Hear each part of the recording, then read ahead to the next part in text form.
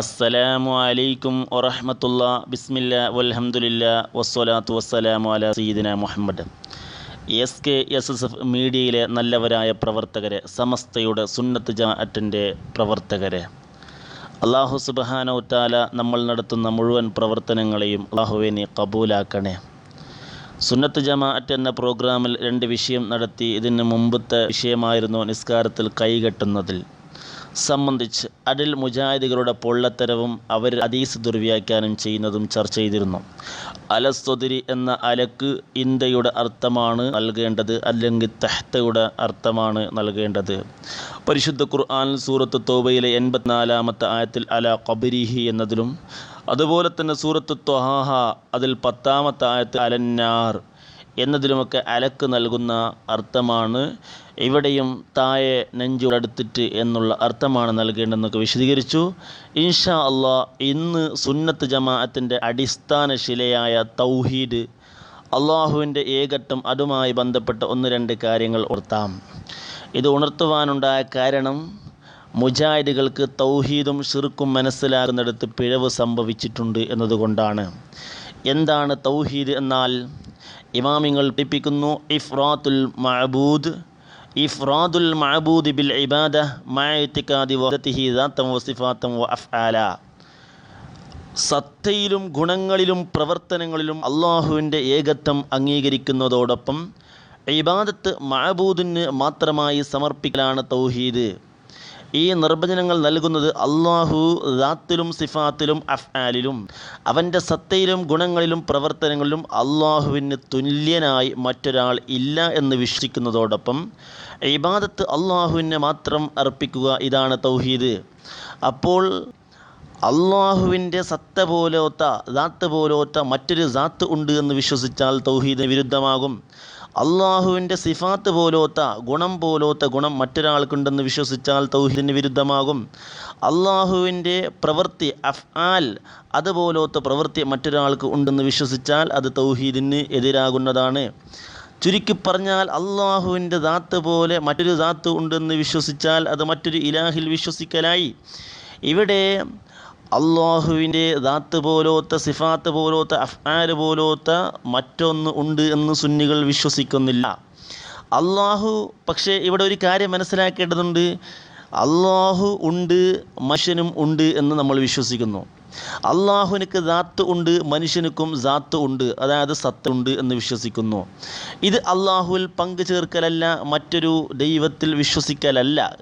കാരണം എന്തേ എന്ന് നമുക്ക് പരിശുദ്ധ ഖുർആനും ഹദീസും നോക്കി മനസ്സിലാക്കാം. ഈ 2 വിശ്വാസവും തമ്മിൽ വ്യത്യാസമുണ്ട്.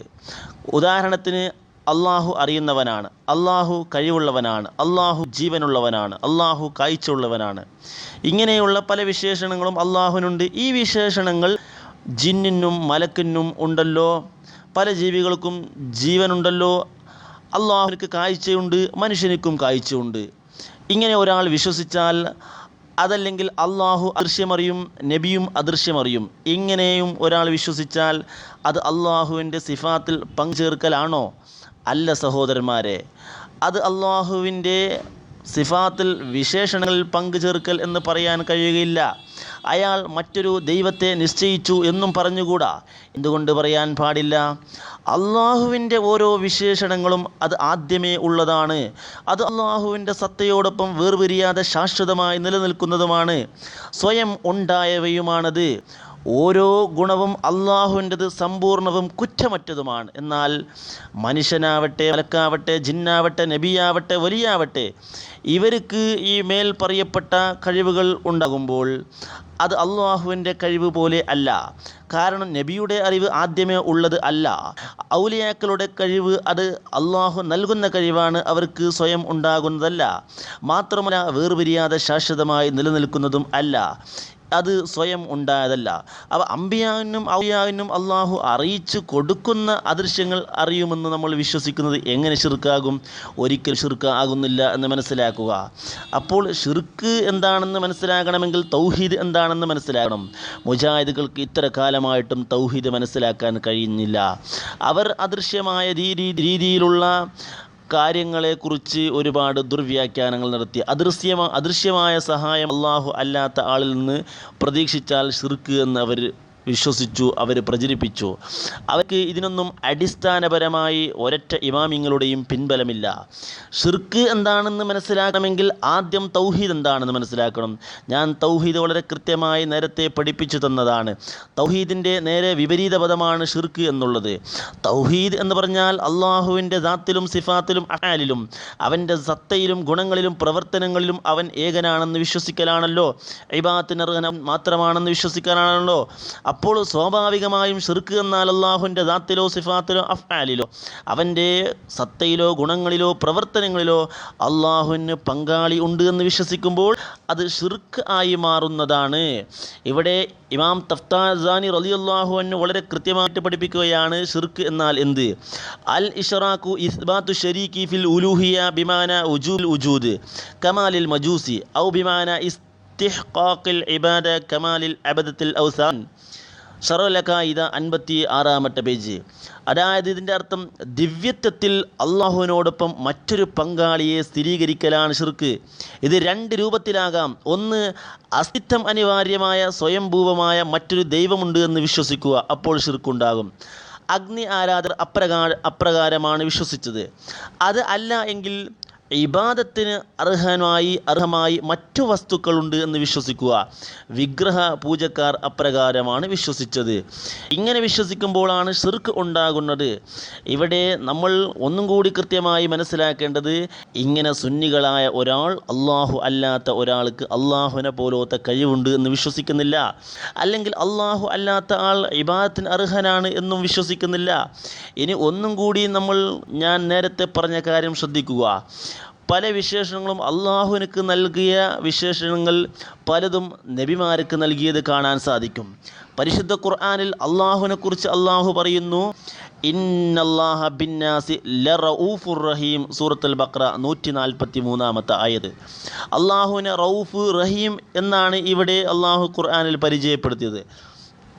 എന്നാൽ അതേ അള്ളാഹു സൂറത്ത് തൗബയിൽ നബി സല്ലല്ലാഹു അലൈഹി വസല്ലമ തങ്ങളെക്കുറിച്ച് പറയുന്നു റഊഫുൻ റഹീം എന്നാണ്. അതായത് നബി റഊഫാണ്, നബി റഹീമാണെന്ന് പറയുന്നു. നമ്മളങ്ങനെ വിശ്വസിക്കുന്നു. പക്ഷേ ഷിർക്ക് വരുന്നില്ല. എന്തുകൊണ്ട് വരുന്നില്ല? ആദ്യം പറഞ്ഞതും ഇതും തമ്മിൽ വ്യത്യാസം ഉണ്ട് എന്നതുകൊണ്ടാണ് വരുന്നില്ല. അതേപോലെ തന്നെ പരിശുദ്ധ ഖുർആനിൽ അള്ളാഹു സുബ്ഹാനഹു വ തആല അള്ളാഹുവാണ് ജീവിപ്പിക്കുന്നവൻ, അള്ളാഹുവാണ് രോഗം സുഖമാക്കുന്നത് എന്ന് പറയുന്നുണ്ട്. അതേ ഖുർആനിൽ അള്ളാഹു ബഹുമാനപ്പെട്ട നമ്മുടെ ഈസാ നബി അലൈഹി സ്വലാത്തു വസ്സലാമുമായിട്ടുള്ള ആ ഒരു സംഭവത്തിൽ കാണാം, ഉഹിൽ മൗത്ത, ഞാൻ ജീവിപ്പിക്കും എന്ന്. അതേപോലെ തന്നെ ഉബ്രിഉൽ അക്മഹ വല്ലബ്രസ, വെള്ളപ്പാണ്ട് രോഗിയെയും ജന്മന അന്ധനായ ആളെയും ഞാൻ സുഖപ്പെടുത്തുമെന്ന് പറയുന്നുണ്ട്. ഞങ്ങളിങ്ങനെ വിശ്വസിച്ചാൽ ഇത് ഷിർക്ക് ആകുന്നില്ല. എന്തുകൊണ്ട് ഷിർക്ക് ആകുന്നില്ല? ഇതും അതായത് നബിമാരിൽ നമ്മൾ വിശ്വസിക്കുന്നതും ഔലിയാക്കളിൽ നമ്മൾ വിശ്വസിക്കുന്നതും അള്ളാഹുൽ വിശ്വസിക്കുന്നതും രണ്ട് അർത്ഥത്തിലാണ്. അതുകൊണ്ട് സുന്നത്ത് ജമാഅത്തിൻ്റെ അടിസ്ഥാന കാര്യമായി തൗഹീദ് ശരിക്കും മനസ്സിലാക്കുക. സുന്നികൾ ആരും തന്നെയും ഷിർക്ക് ചെയ്യുന്നില്ല. സുന്നികൾ അഹ്ലുസുന്നത്തി വൽ ജമാഅത്തിൻ്റെ പണ്ഡിതന്മാർ നൽകിയ ഖുർആൻ്റെയും ഹദീസിൻ്റെയും അടിസ്ഥാനത്തിൽ തൗഹീദ് എന്താണെന്ന് വിശദീകരിച്ച് തന്നിട്ടുണ്ട്. അത് അനുസരിച്ച് നമ്മൾ മുന്നോട്ട് പോകുന്നതുകൊണ്ട് നമുക്ക് പിഴക്കില്ല. അല്ലാഹു സുബ്ഹാനഹു. അസ്സലാമു അലൈക്കും വറഹ്മത്തുള്ളാഹി.